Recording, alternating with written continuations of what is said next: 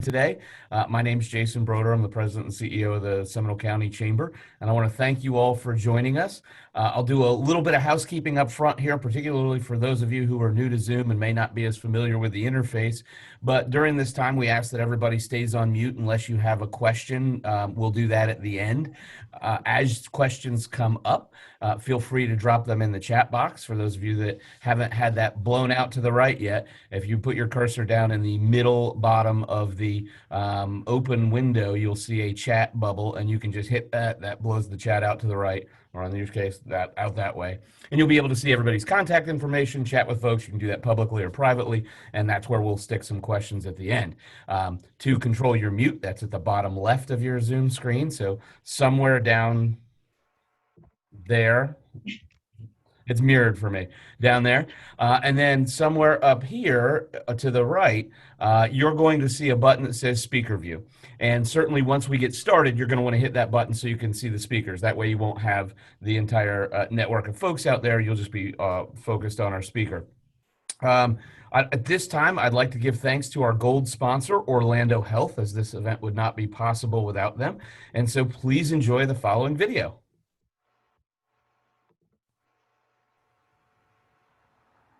Hello, I'm Diane, Assistant Vice President of Orlando Health and Chief Operating Officer of Orlando Health South Seminole Hospital. We are thrilled to have the Seminole County Chamber's Professional Women's Luncheon back in a virtual capacity today, and we look forward to seeing you all in person next month. At Orlando Health, we know that now, more than ever, it is important to have quality health care in a clean, state-of-the-art facility close to home. Through these challenging times, we made a commitment to continue the renovations of Orlando Health South Seminole Hospital in Longwood.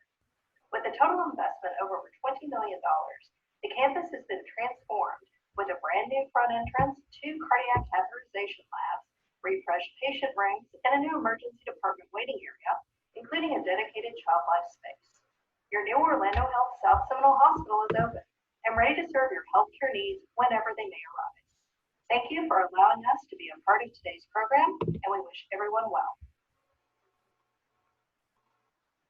While never to be taken for granted, safety and protection at our facilities for patients, loved ones, and employees is without question. Our commitment is unwavering, and that won't stop. We're confident that Orlando Health is the safest environment for giving and receiving care. And while our gowns and gloves, glasses, and masks may hide our smiles, it's the compassion and care that shines through.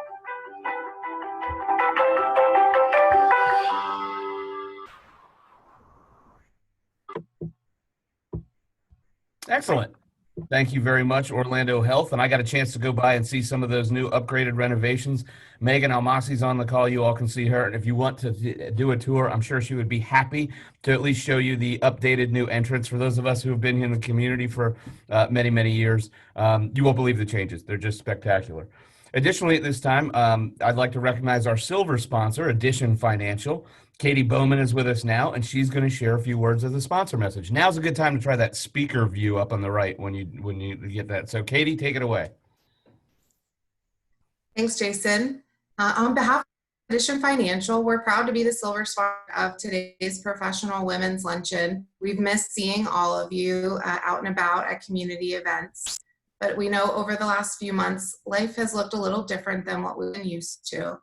As our community navigates the challenges of COVID-19, we just want everyone to know that Addition Financial is here to serve you, your families, and your businesses. We are also feeling the grief that our country is experiencing after the recent tragedies that have taken place. At Addition Financial, we firmly believe that racism has no place in our community, and we acknowledge our responsibility to be part of the solution. We stand by each and every one of you during this period of pain and uncertainty. Throughout these uncertain times, our credit union has offered loan assistance. We've waived skip pay fees. We've helped guide our members through the SBA's PPP application process. Oh boy. And we have remained open while implementing social distancing practices in our branches and drive-thrus. We've also offered tap-to-pay cards, helpful digital tools, and enhancements to our online banking platform to help our members safely access their finances throughout these times. To help our community, we've donated to local school districts colleges, and other nonprofits to ensure that students and families have the nourishment and supplies necessary to be successful. We've also launched a blog series on the plus side, featuring uplifting news and resources to boost readers' spirits. You may have seen our blog in the Seminole County Weekend Watch. For those attending today's luncheon, we're going to help even more. We're offering $150 when you open your first checking account with Addition Financial. You can visit our website at additionfi.com and just use the promo code PARTNER to join. We know that our community is still healing from the impact of COVID-19, and no matter what challenges you may be facing, please know you can always count Addition Financial in. We aim to be there for you every step of your financial journey and to help through any unforeseen bumps in the road. We're proud to be a sponsor of today's Professional Women's Luncheon, and we look forward to hearing from today's speakers. Thank you. Thank you, Katie. Fantastic, and thank you for all you do for the community as well as Addition Financial. This event also wouldn't be possible without some additional sponsors, such as Sanitas, Florida Blue, Witham Smith and Brown, the Orlando Law Group, Be Balanced, Charter Communications, Dignity Memorial, and Veritas. Thank you all very much for your support of this wonderful event. And so now we get to go into the fun part of the networking and breakout rooms. And so this is another little thing that we do that's a little different, is that it's going to look a little bit different than usual, but we're going to give everybody an opportunity to connect with fellow chamber members and guests in a smaller group. So we have the ability to pull people out in smaller groups. You can unmute, and then your host will guide you through a conversation. We'll start with some fun icebreakers, and then we'll kind of get into it, and then we'll all come back together as one big group to watch the presentation closer to 12 o'clock. So with that, Rebecca, start sending almost 100 participants in here to hear from our guest speakers today. I'm going to introduce our speakers, and we're going to get rolling with this. We're very excited to hear from Lauren Miller, Vice President of J. Wayne Miller and Company. We have Diane Cruz, who's our President and CEO of the Orlando Sanford International Airport. And we also have Tricia Johnson on here, who is the Deputy County Manager for Seminole County. We're going to hear from her. They're going to share how they're able to maintain success in their careers while juggling work-life balance during the pandemic. And so without further ado, I will pass it over to Lauren Miller. Lauren, now, for everybody, remember, go to speaker's view up here in your top right, and we'll hear from Lauren. Lauren, go ahead. All right, thank you so much, Jason. Good afternoon, everyone. As you can see, I'm coming to you live from my kids' bedroom setting. It's the quietest room in the house today. So we got some Super Mario over here. We got bunk beds over here.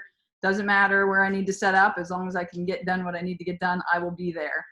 Thank you very much for the chamber, to the chamber for allowing me to speak today. And thank you to all the attendees for taking time out of your day to be with us. As Jason mentioned, my name is Lauren Miller. I'm the Vice President of J. Wayne Miller Company. We are a family-owned commercial real estate brokerage headquartered in Altamont Springs. My father-in-law, Wayne, started our company in 1982, and we own and manage 5 properties also located in Altamont. Amongst those 5 properties, they consist of shopping centers, freestanding retail, and a business and storage park. We currently manage over 450 tenants throughout those properties. And in addition to that, we help clients find new or additional commercial space. So that can be retail, restaurant, office, warehouse, storage, or land. And we help with lease negotiations if it's an initial lease or a renewal lease. I know some of the smiling faces in the crowd today. I recognized y'all when I was in my gallery view. But for those of you that don't know me, I'll give you a little background on myself. I grew up in Seminole County playing soccer.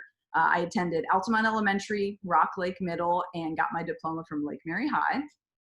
I then went on to UCF and graduated with a Bachelor of Science in Digital Media in 2004.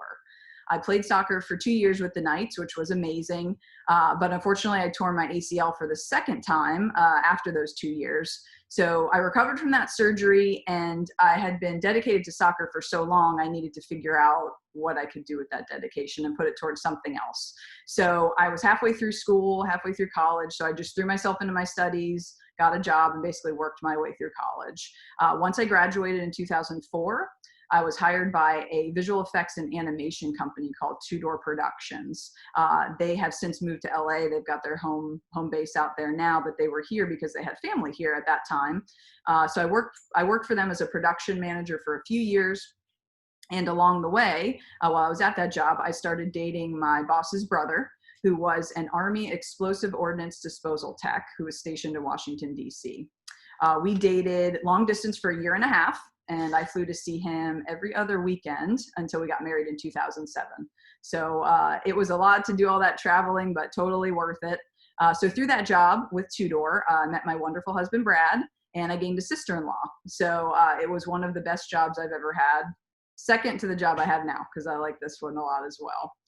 My husband and I have been married almost 13 years, and we have 2 awesome sons, Alex, who is 8, and Max, who is 6. And I brought some visual aids today for everybody. So this is a little picture of us when we were in Marco Island. We like to go there and vacation when we can. So there's Brad and I, and there's the boys. We actually got to go out there for a little bit for Memorial Day, so we took that picture. So that's a pretty recent one of them. So that is our family of 4.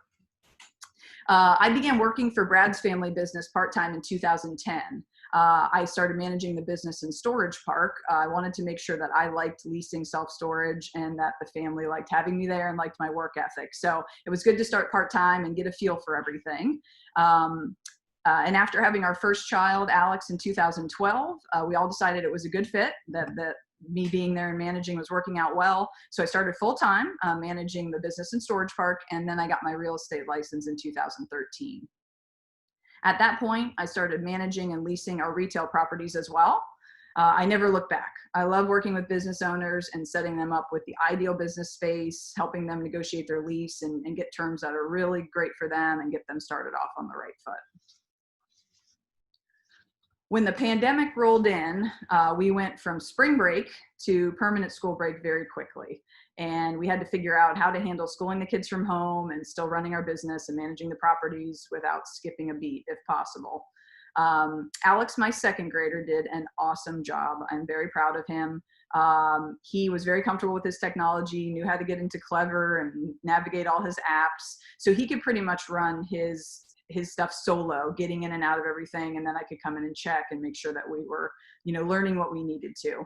Max is my kindergartner, so we were 2 peas in a pod. There was no separating us from each other. He was in the middle of learning sight words, forming and writing sentences, making an ocean habitat diorama, which I felt like I needed to show you because this was a labor of love. So we've got the sand here with the crab and the palm trees. We got our little plastic shark in there, all of our little hanging octopus and starfish. So we got to make this over several weeks, but it took a lot of effort. But we got through it. We did it. I was very proud of him. He, of course, got an excellent grade on it. In addition to that, he had to write a book. I was trying to find it because he did such a great job illustrating, and I don't know, he must have hidden it somewhere, so I couldn't show you, but he was awesome. So needless to say, we were busy with all of these things. I personally don't remember learning this much in kindergarten. I think I was trying to stay coloring inside the lines. So I am very impressed with all my boys accomplished in the year and how far advanced they are from what I remember going through school. We definitely had our struggles, but we got through it. We still love each other. And so that's definitely a win. It took collaboration in our household. My husband and I would tag team helping the kids and taking care of work, depending on the day or what unexpected event happened. I think we were all just kind of going through the day, doing the best we can, prioritizing and just waiting for whatever was going to come up. And you were just going to jump on that and then jump back to what you were doing before. I wanted to give a big thank you to Tina Calderon for taking my calls when I was panicking about the kids not being in school and maybe never going back. I spoke with her a few times. I spoke with Principal White over at Heathrow Elementary, a nice gentleman from the Florida Department of Education. Brad and I just wanted to make sure that our boys would be prepared to move on to 1st and 3rd grade. So we had a lot of questions, a lot of talking through things, and all of those folks were just really nice at hearing us out as we were figuring this thing out. Our business was deemed essential, so our leasing office didn't have to shut down. at our business and storage park. So that was fantastic. I was able to comply with the county standards to be open with our social distancing marks and other protocols. We also installed some plexiglass at our front counter to give some additional barriers. I only had one employee that could work for me during that time. So I cut back on hours of operation and days that we were open. I ran the office remotely on the days that we needed to be closed, and I ran it in person with the help of that employee when she was available. And she was a lifesaver. I couldn't have done it without her. We definitely saw a huge slowdown at our business, but we're fortunate to have remained open and try and keep up with things the best we could. Some of the tools that made all the difference for me during the pandemic were my 1,000 megabytes per second internet. As you can imagine, with a family of 4 and all of our electronic devices, the internet bandwidth can get absorbed pretty quickly. So without that, it would have been a disaster. In addition to that, the remote access to my work computer was crucial, and also my camera scanner app was crucial. So being able to scan documents in and out and email them remotely and just keep up with all that was fantastic. Rob Gross with Complete Communications had also set me up with an app that allowed me to answer my work phone remotely on my cell phone. And that was huge because it appeared as if I was at the office and fielding all those calls, and I was, here setting everything up. And in addition, our tenant management systems can be accessed on the web. So that allowed us to take payments, access lease details, and electronic documents such as leases wherever we were. So if we did not have that, it would have been really tough. I was able to continue to manage our properties remotely without much delay on turnaround. I called in trades and services to our properties as needed to keep everything running as smoothly as possible. I made sure to be overly available for our tenants and clients and was understanding about what they were experiencing. We all were struggling, and it was a different variation for each person, but everybody just needed somebody to talk to with what they were going through. So we definitely made sure to be available for all of our folks. There were many long days, but we kept up with everything. We just did what we needed to do, made it work. The biggest takeaway for me was keeping up with technology and being comfortable using it. Working remotely would not have been possible for us a few years ago. I had put some systems in place that I didn't realize that they were going to work so well when we got into this situation.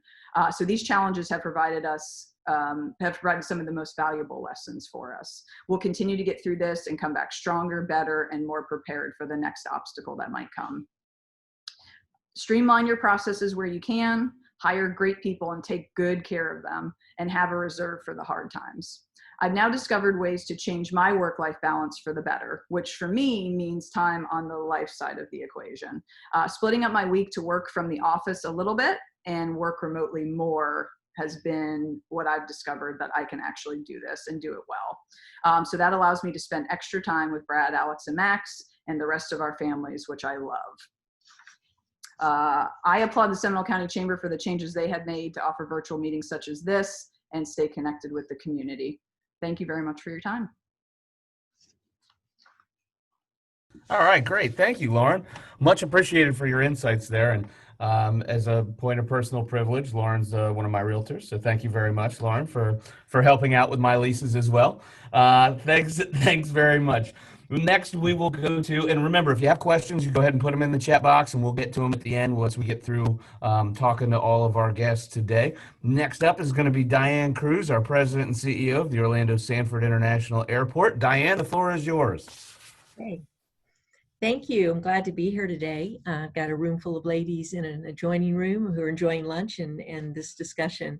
Lauren, that was great. I loved hearing about your family, and I'm a little in a different situation because the airport stayed open and it remains open throughout this pandemic.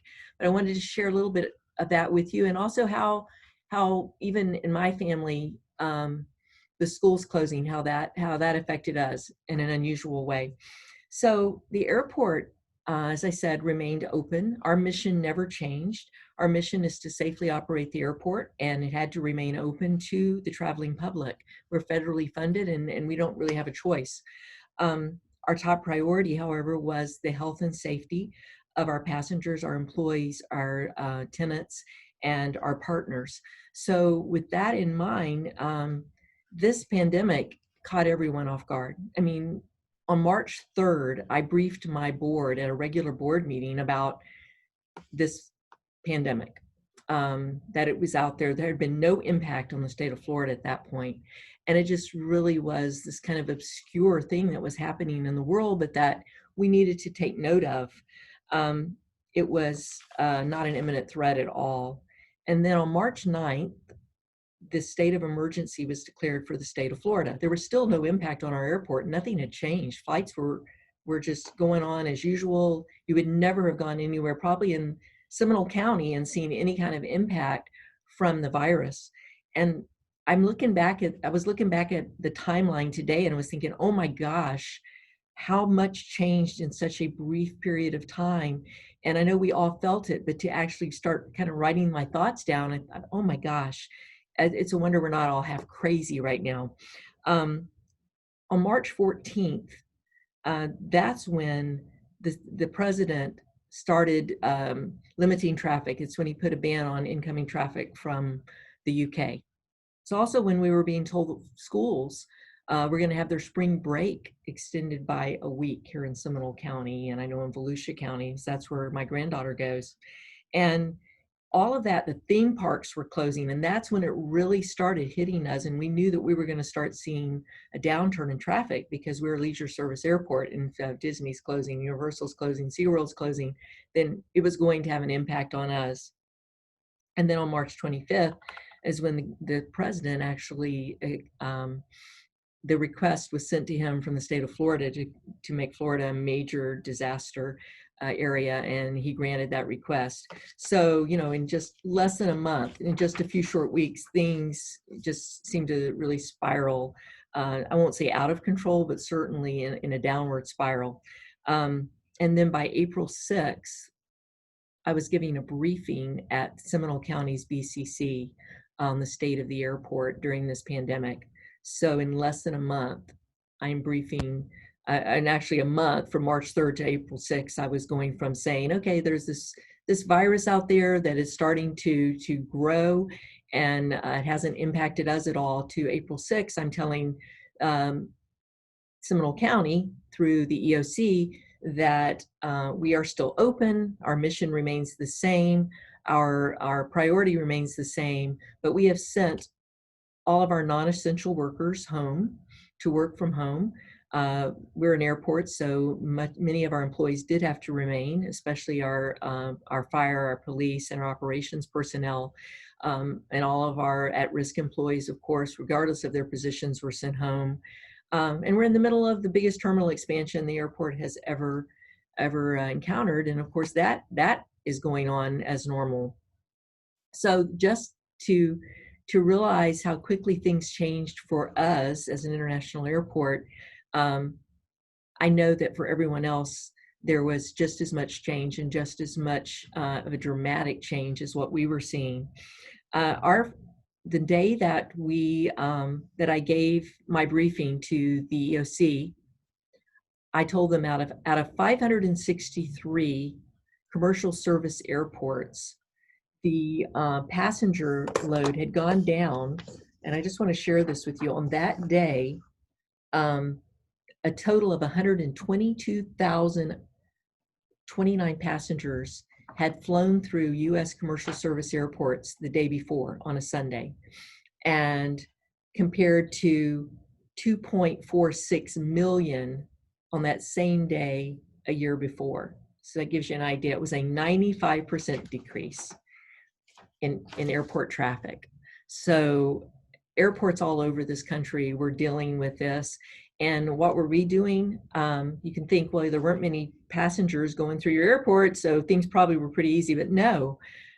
Our days were so full of one conference call after another and meetings like this, mostly conference calls though, with state officials, federal officials, different industry organizations, and local folks, so that by the end of the day when I went home, and it was generally pretty late, I was exhausted, and my staff was feeling the same thing. I know that some of my personnel are listening right now. My executive vice president, George, my CFO, Don, we were worn out by the end of each day, because not only did we have the calls, we were going home to only be watching the news all, till late in the evening, because so many things were happening so quickly.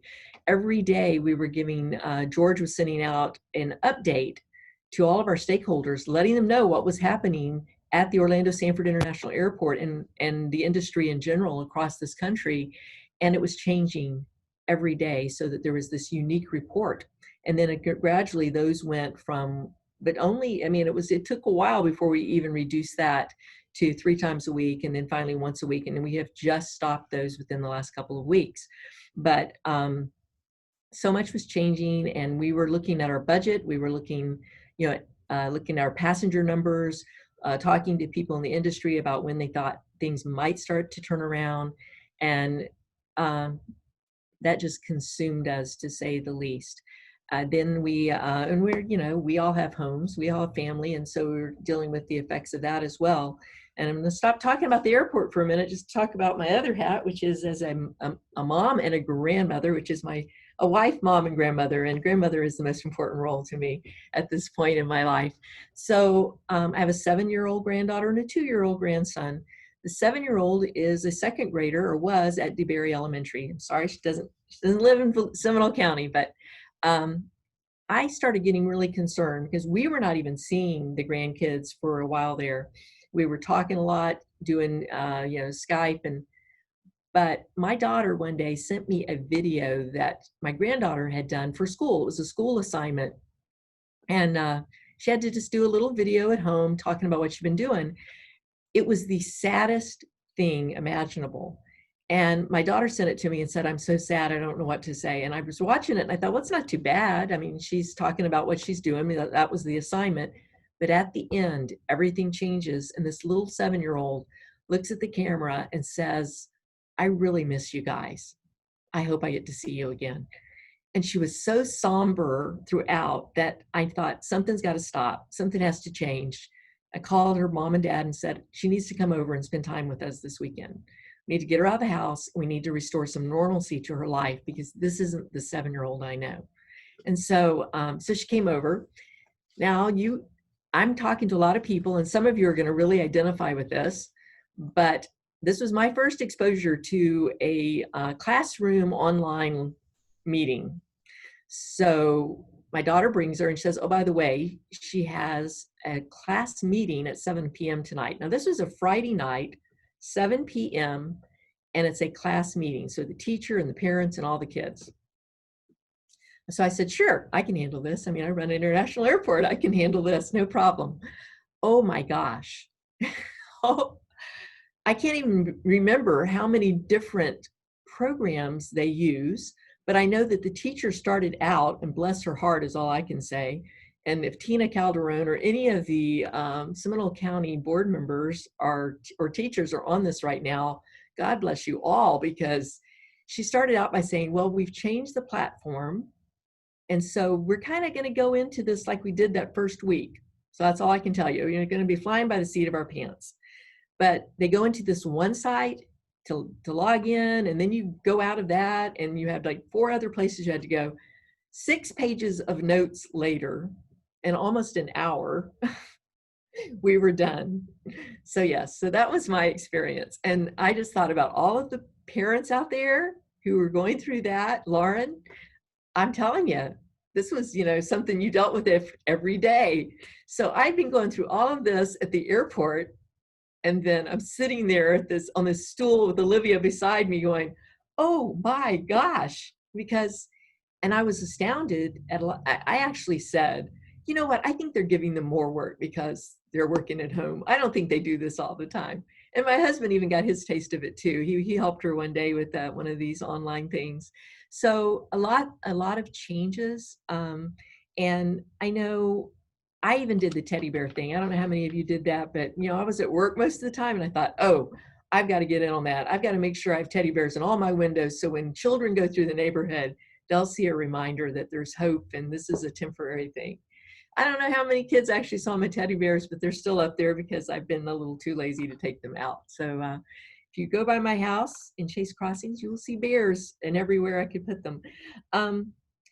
We are doing well here at the airport now.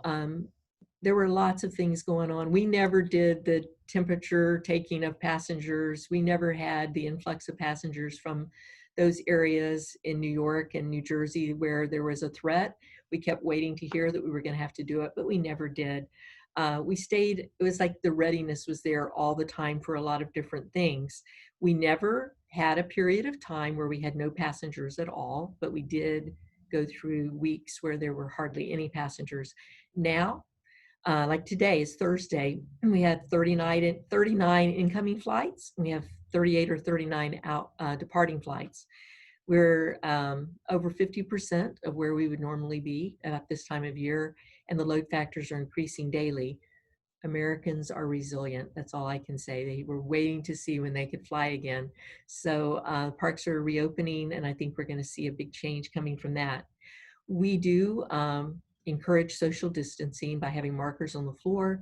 We further encourage it, the wearing of masks or face coverings, and we offer them free to anybody who wants one when they come in. And there are announcements going on the entire time, letting people know that, you know, if they want a mask, they can get it from a ticket counter, they can get it from the gate agent when they are, before they board.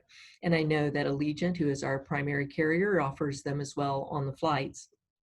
We were very, very fortunate to be the recipients of a CARES Act grant that was afforded to commercial service airports across the country. And I will say this, just in case anybody doesn't know, we are a small hub airport, but out of 563 commercial service airports in this country, we are ranked number 78. So we are very busy. Last year, we had over 3.3 million passengers, and we were right on track to surpass those numbers this year. Instead, we're probably going to end up at about 1.8 million because of COVID-19, which affects our funding in lots of ways. But the CARES Act grant that the federal legislators voted on, and then the president signed off on, gives us money that will keep us in business for 3 to 5 years. We're told by industry experts that it may take that long. We're hopeful that we're only looking at about 3 years, but regardless, that funding that we received is being, you draw down on it. We just submitted our first request for a draw last week and got it this week and wired in. I mean, that's pretty great. Federal program moving that quickly. It was amazing. So we're being very cautious about our spending, and we always operate with a very lean budget. And so we're still monitoring everything very, very carefully, continuing to change our projections as reality, as we see reality replace what we were projecting. We have worked with our concessionaires to defer payments to help them through the cash flow problems that they were having. That includes those who operate in the terminal, the rental cars, and even Allegiant. And if you've flown through our airport, and I know at least one person on this call has, Alan Bird just told me he flew out a couple of weeks ago to Austin. There may not have been many concession opportunities there at that time, but we've never had our concessions closed completely as some other airports did, but we are starting to reopen more options now. And what can I tell you? I mean, I think that the future looks brighter. I'm a little concerned about the resurgence of the coronavirus. We are starting to see more cases test positive, and we found ourselves being, I think, maybe a little too optimistic. And right now where we brought people back to work, we're starting to monitor that again very closely to see if we may need to take a step back. I'm in my office now. Before when in these offices, I was not wearing a mask at all. And now we are wearing masks unless we are in our own office. So I'm not worried that people are catching it here. I'm worried that people might be catching something and bringing it into the workplace. I will tell you, we have had one case now test positive. And because of that, a number of other people had to be tested. And that alone was enough to say, okay, we're going to be more cautious here because we really don't want to spread this disease. Thank you again for letting me talk to you about my life during, I'm sure I could have talked a lot more and said a lot of things, but that's where we are right now. Thank Well, this you. is fabulous. Thank you, Diane, so much for your presentation and for the two hats that you wear. Certainly, um, uh, having a huge construction project going on and then all of a sudden everything goes away. And I'll ask one question real quick before we get to Tricia. Some of our theme park partners have said that really they were able to accelerate some construction projects because this is the first time in their history they didn't have any guests there during the daytime. And so they were able to do a little bit more things. Did you find that the construction was able to be accelerated, or did it just stay on track during this time? This really stayed on track. You know, we condensed our construction project from 3 years to 2.5 years just for cost containment. We were trying to look at value engineering. So they have been working all over the terminal as it is, and they've been very creative with being able to do the construction while business is going on. And so there weren't, if there were any areas where that occurred, they must have been very minimal. Mostly we just stayed on track. Well, wonderful. Thank you very much. And it's heartening to know that although your granddaughter is not going to school in Seminole County, she is going to school in the same Senate district. And so that's good news for her there. And so we will hear next from Tricia Johnson, the Deputy County Manager at Seminole County. Certainly they have had their finger on the pulse and been the conduit for us from the state and federal regulators about what's going on. And so with that, Tricia, take it away. Thank you, Jason. And thank you so much to the Chamber for inviting me to join you today. First, I just have to mention that Lauren and her soccer skills, my daughter played soccer for one season, which is literally, I think, 8 for 3-year-olds. And Lauren showed up and she had her cool little cooler thing with the snacks for the kids, and then they go out and warm up and look super cool. And Kate would go and sit in the goalie net and just out and do nothing. And so I always felt like a kid who was just disinterested in soccer, and we gave it a shot. But Lauren, I remember you and your son and how enthusiastic you were, and hopefully we'll find something that Kate's that enthusiastic about. I don't think it's going to be dance either, so we'll just keep checking boxes. Tricia, your audio is breaking up a little bit. If you could kind of get a little closer to the screen, see if that might. Hold on, my dog's sitting here with me. It's just a Can you ploy hear to me get a your little head better? fill the whole screen. Can you hear me better? Yeah. Yes? Okay.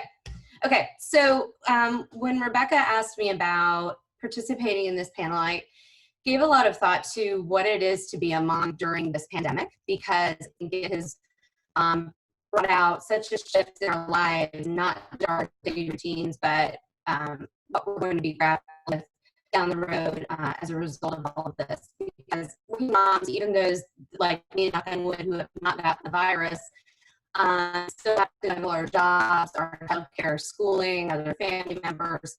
And it's with an intensity that's never really existed before, at least not for me. Many moms, Rebecca and I talked about it, we're at home trying to accomplish our duties while having a small child there, playing the also guitar. And I did not have to do that component. I'll talk about that in a minute, but I thought about those moms who are trying to work while they make lunch, while they play screen time, while they deal with temper tantrums and keep their kids entertained. And I think we all probably away from this experience saying, I don't know that I did anything particularly well. I just managed to get through it. Especially when the babysitters and grandparents and help that we relied on has fallen squarely on the parents and often disproportionately on the mothers. And the expectation of all the employers trying to be fair and balanced, but they still want you to get your job done. You think it's going to take 2 or 3 weeks for this to happen, and then suddenly you're a few months in, and for the county, we're still doing split shifts. And so now you get to a point where you say, all right, how are we going to get business moving when we maybe commuted for a while? My work situation is somewhat unique. The county is an essential service, county government, and so Tricia, can I ask you for just a second? Your audio is still breaking up a little bit, and it's possible your speaker volume is too high, and it's causing intermittency in your. So turn down your own volume. Okay. There we go. Is that better? Really? Okay, you can hear me? Okay. Legitimately. Thank you, and thanks to Ken for the tip. Yeah, wave at me if it, because I just talk. So you can, if Yep, it's everybody, it's the clipping. There we go. This is perfect. All right, hit it. okay. You're great. Thank you. Okay, so as I mentioned, I work for Seminole County government as their deputy county manager for about the last year.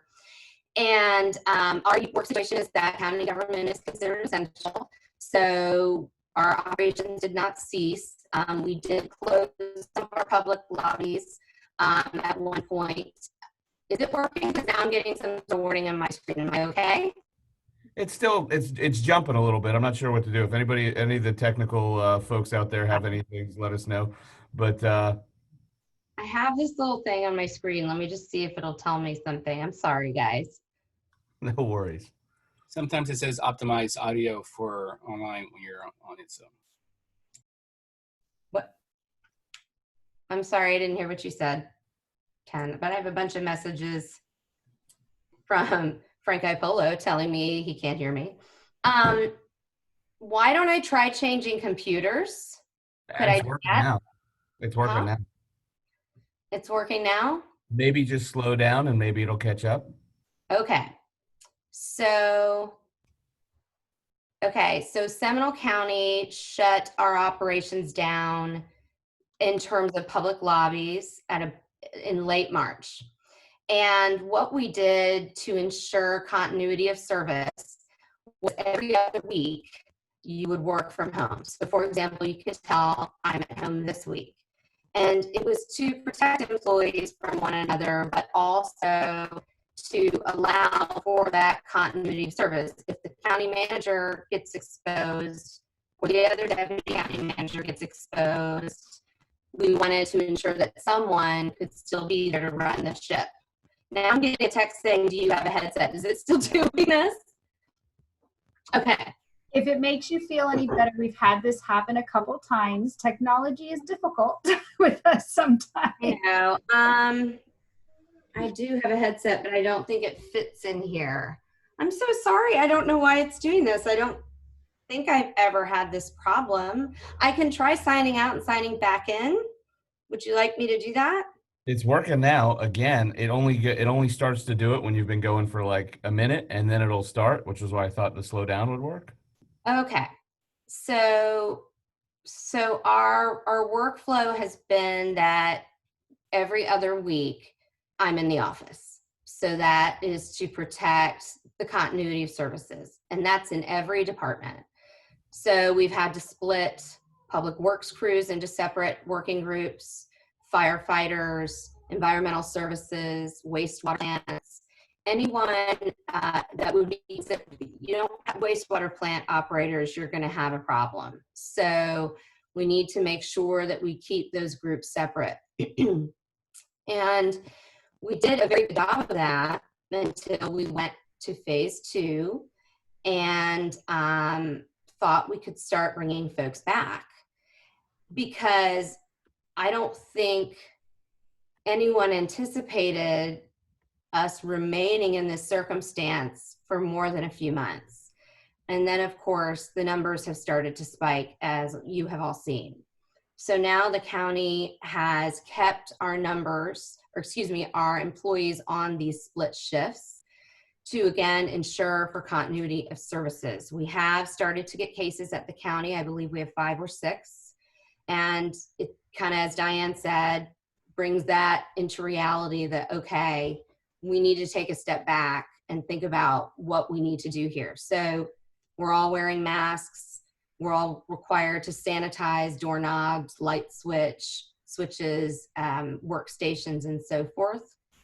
And quite frankly, I don't know how long that will go on. It has been working, but as I'm sure you've all experienced, I miss the collaboration of being in the office with my colleagues. And though I enjoy working from home, I do miss the opportunity to walk next door to Joe Abel and say, what do you think about this? So I'm hopeful that maybe the numbers will slow and we'll be able to get back to a little bit of a more normal in-office schedule, but it's hard to say at this point. I will say in my job, the months of March and April were probably the most difficult I've ever had professionally, because we were in this circumstance where no one knew what the heck to do. The CDC put out guidelines as quickly as possible, but it's not like all our associations say, oh yeah, here is your pandemic plan. Here's what you need to do to make everyone feel safe and successful. We had to create those. We did not telecommute at Seminole County at all, so we had to create a telecommuting plan. We had to order hundreds of laptops to allow for employees to go home and work every other week.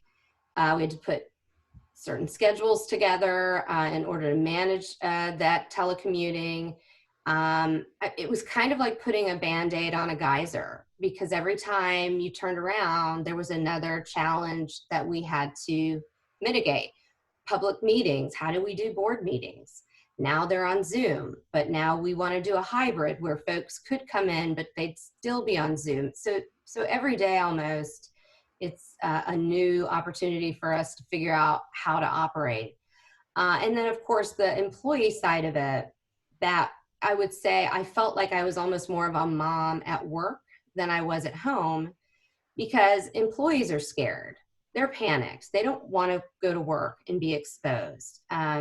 They're worried about their elderly parents, or they may be over 65 themselves. What's the policy for someone with, who's vulnerable health-wise?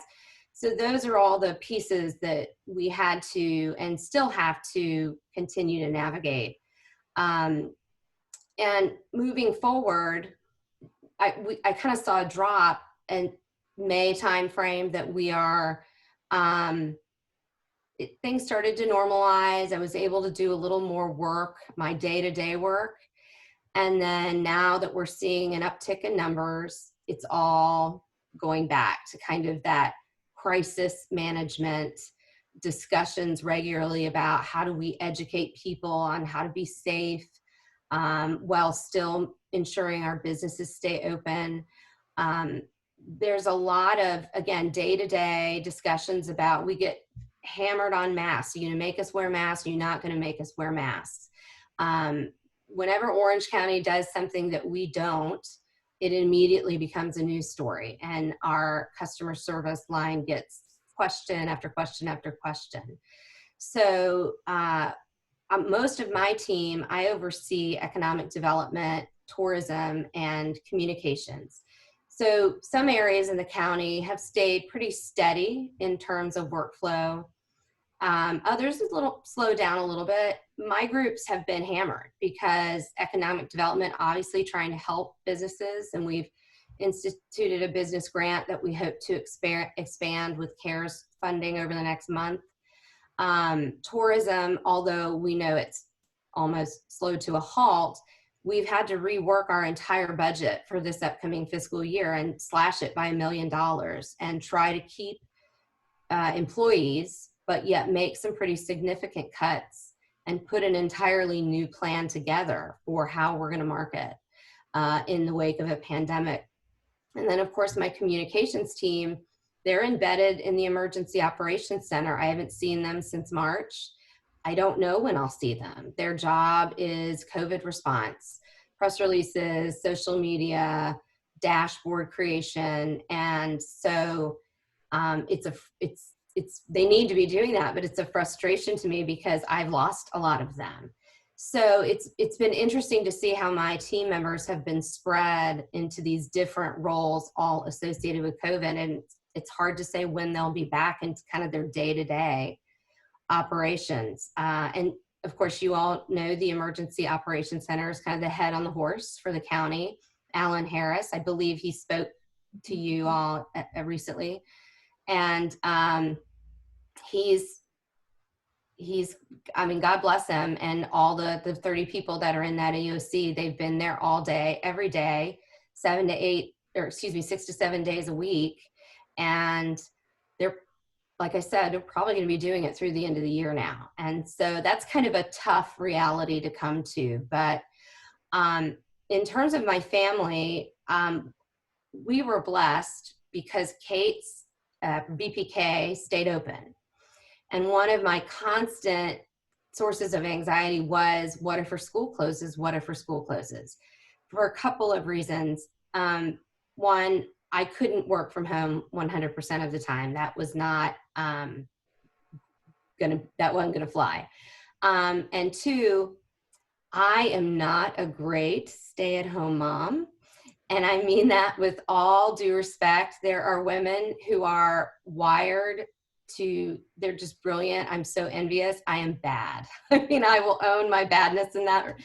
And so I really started to have some serious anxiety over, what if I'm home all day and I'm trying to write press releases and Kate's got a Sharpie and my wallpaper, and, you know, just the things that the imaginary, if you know Larry Strickler, he used to say the imaginary horribles. All the imaginary horribles were running through my head. So we were very blessed when Primrose, because they had a lot of physicians and nurses and so forth who's had children there, they chose to stay open. But the challenge I experienced, I have my daughter 50% of the time, so my time with her is already limited. And I noticed over the course of March and April, she was really challenging. You know, as I said, she's 5. I expected her to be lippy and talk back and roll her eyes at me when she was 12. I did not anticipate it at 5. I like you, no, I don't love you, I want to go to dad's house. I mean, I'm like, what's happening here? So I really was becoming, you know, I'm like, maybe we need to go to mom and daughter therapy. Like, what am I doing wrong? And finally we had to talk about it. And I said, why are you so mean to your mommy? You know, what's going on here? Because her dad really wasn't experiencing it. And she said, you're always on the phone. You're always working. And I didn't realize it because, you know, I certainly work at night in my role, but it was all the time because of COVID. It was just constant. And because I was so stressed about COVID and work, I was forgetting what she must have been dealing with. And her school was at 30% capacity, and she was moved into a classroom with a new teacher and different kids, who I swear the different kids are the ones that make her lippy. I'm going to find out who making that kid lippy. But anyway, so we had a long talk about it, and I promised her I will only get on the phone when I absolutely have to, when it's very important. And I talked to my boss about that and said, if it's okay, can you just text me? If it's important, I'll call you right back. But most of what we do can wait a couple hours until Kate goes to bed. And it has made a significant difference in our relationship, because I just had no idea how much it impacted her. And I would also ask, if anyone is a friend of our governor's, you can ask them to please don't do press conferences at 5 p.m. because I get home, I have Kate, and then I literally have to hide in the laundry room so I can hear them, because she doesn't want to watch, and I have to capture the information because it impacts us. So that would be a help. You know, 4 p.m. fine, 8 p.m. even better. But anyway, so I feel like my daughter has really seen who I am now through this experience, and thank God I think she still loves me just the same, because it has been very challenging. And, you know, when Kate isn't with me, I don't know what she's doing. And I don't know, that's not a criticism to her dad at all. I just don't know who she's around and exposed to. So there's this control that you want to protect, because I don't want to get the virus. I don't want Kate to get the virus. And so those are all those you got to kind of let go and just hope that everyone makes good decisions with respect to where you go and who you hang around. So, and Lauren mentioned a couple of things that made quarantining easier. I will say that I have 2 big computer screens at work, as well as my Surface, and coming home and working with just one screen just wasn't gonna cut it. So graciously, our information services gave me another screen to take home during this time. And that makes such a difference. 2 screens, it just, you can get so much more accomplished. And other than that, on the nights that, you really didn't go anywhere because you're supposed to be quarantined, I'm, wine and Netflix were my favorite. Thank you, Jeffrey Epstein's newest documentary. It's outstanding. Thank you, Wild Wild Country. Highly recommend. Like, those are the things that got me through quarantine, to kind of keep my mind off all those imaginary horribles, and just make it a little more bearable. And I'll just leave you with, I know we all have our own politics and opinions about masks, and everybody should just get the virus, and herd mentality and so forth. And I certainly have my own opinions, but I would ask that we just think about one another. It's not just about, it's about all of us. And I wear a mask to protect my mom and dad because they're in their mid-70s. And so I just want to ask everybody, we're going through a rough time. I do believe we'll get through it, but let's just try to be as safe as possible for the people that we care about. And I guess that's all I really have. Thank you, Tricia, so much. And I think that presentation perfectly encapsulates Tricia, which is she had a game plan, and as soon as it starts, she gets upended by the audio problem and then goes on to correct it and give an engaging and wonderful and personal account. Thank you very much. That was fabulous, and we really appreciate it. Thank you to all of our presenters today for taking time out of your busy lives and sharing what has happened with you and your family during this period. And as we've said, the chat box is open if you've got questions for these folks. But the good news is, even if it occurs to you later, these folks are also wonderfully connected to the community and to the chamber that will be able to get questions to them and get answers if you would like to do so. If you all are not members of the chamber yet, please feel free to contact Christy O'Leary. She's going to put her information in the chat box, so you'll be able to join. Tomorrow will be our first in-person council meeting in over 3 months. And I'll go through all this stuff for you quickly. We'll get out of here on time, I promise. The Business Alliance Council Lunch and Learn will be from 1 to 3 p.m. at Red Eye Tavern in Winter Springs.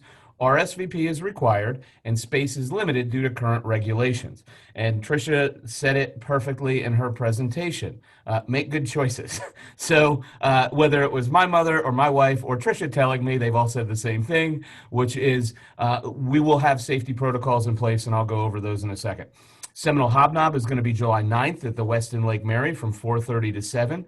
We have close to 20 participating candidates already, and there will be food, cash bars, and endless networking opportunities. All of these events are being posted in the chat box, so you can register if you would like. And so really the safety protocols for us are as such. Tricia said it. We want to make sure we're protecting for each other, and we want to make sure that there are ways we can safely get back to what we would consider somewhat normal. But in that, as a Chamber of Commerce, we have an obligation to role model what good looks like for those businesses that want to do that. So we have hand sanitizer at our events that you will be using. We will be using masks for folks. We got our Seminole County Chamber masks for our board members. We have touchless thermometer. Thank you to Orlando Health, our sponsor today, for providing us with a touchless thermometer. And we will be using distancing protocols, and we will be limiting attendance. Staff will have on masks, gloves, because we want to make sure that we are role modeling what good looks like and what safe looks like for us to be able to return. If you feel safe going to Publix, you should certainly feel safe participating in one of our events, because we do not need the press of being the epicenter of an outbreak. Or, I mean, that just, talk about a comms nightmare. Alan, you ready for that? No, he is not. And so we're not going to be doing that. We're going to be making sure that if you so choose to participate in a live event with us, we're going to be demonstrating and role modeling all of the guidelines that have been recommended for safety in the community. And so with that, I want to thank all of our sponsors once again for their support. Orlando Health, Addition Financial, Sanitas, Florida Blue, Witham Smith and Brown, the Orlando Law Group, Be Balanced, Charter Communications, Dignity Memorial, and Veritas. We thank you all so much for participating. One more round of applause virtually for our presenters today. Those were fabulous, and you can see all the comments in the box with Katie saying, hearing about the real life pitfalls and trials, and the folks acknowledging that this may take a little while for us to get over because we're not really sure of what all the effects are going to be. But we thank all of you for participating today. Have a wonderful Seminole County Day, and we look forward to seeing you all online and in person very soon. Thank you all.